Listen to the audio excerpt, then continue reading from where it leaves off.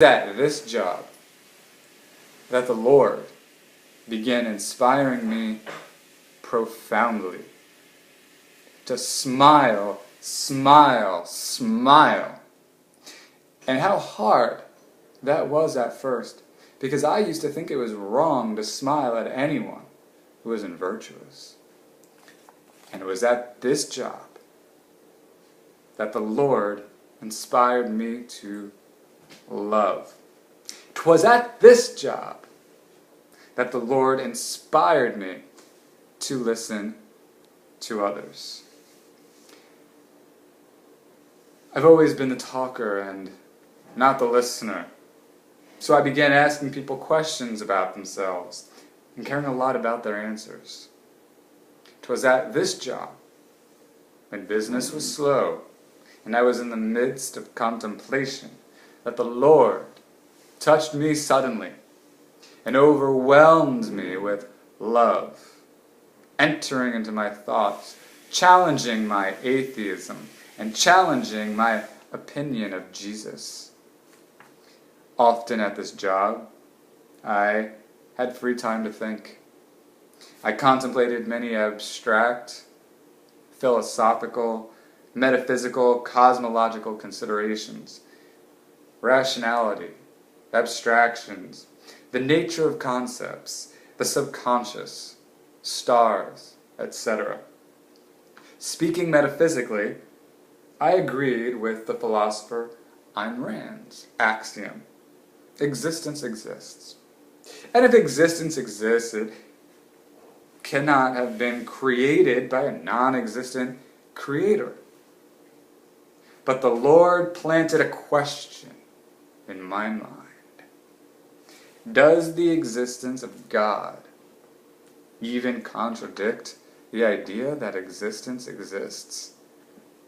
What if God always was, is, and always will be? Then God is, because God is, existence exists. Is the existence of a God really irrational? I wondered as I stood supervising cashiers when business remained slow. Is there not water for every organism and food? Doesn't science and rationality show us that indeed there is a reason for everything, regardless of whether or not we have discovered it?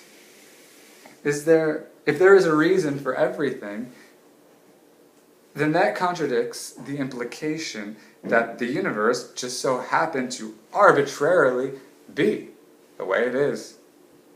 Reason and function imply purposeful creation, design, and the choice of some conscious force. I used to think that Jesus was a masochistic and unjust altruist because he loves those who do not deserve to be loved.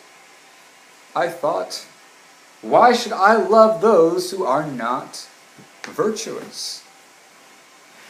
How does that help me? How does it help them learn to be better people? How is that justice? But then the Lord planted a thought into my mind. If we do not love someone who does not deserve to be loved, that person will remain lost and will continue suffering and will be more inclined to continue harming him or herself and will be more inclined to harm others. However, if we do love someone who does not deserve to be loved, there is a better chance that he or she will be inspired to change for the better, and a better chance that he or she will not harm him or herself or others.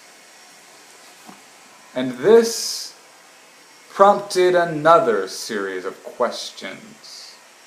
When we sin, do we truly know it? Do we not always do what we think is right? Even if we think at times, out of weakness, that it is right to do what seems very wrong. I recall heated arguments I have participated in, and saying things I pray to the Lord I never repeat. Did I not, at the time I had said such things, believe temporarily that I was saying what I thought needed to be said, only to learn how wrong I was and ache in regret like an awful spiritual hangover?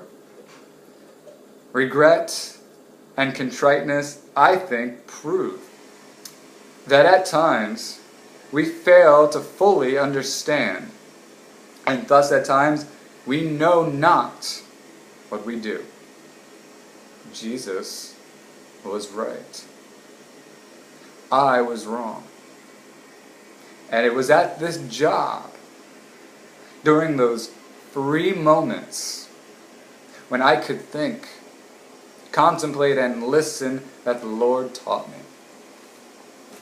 I faithfully believe that sooner than I can imagine, the Lord will bless me with a job I prefer over this one. However, it seems clear that for some reason I'm yet to understand, the Lord wanted me to discover it here, and that the Lord wants me to be grateful for this job and for all things. Until this time, I have never been able to truly set my pride aside and truly thank the Lord for ensuring that at the very least I have a job with real, meaningful benefits. Yes, I have paid the job lip service, uttering that I am grateful, but until this time, I have not uttered much about why I am grateful. Thank you so very much for your time. May God bless you.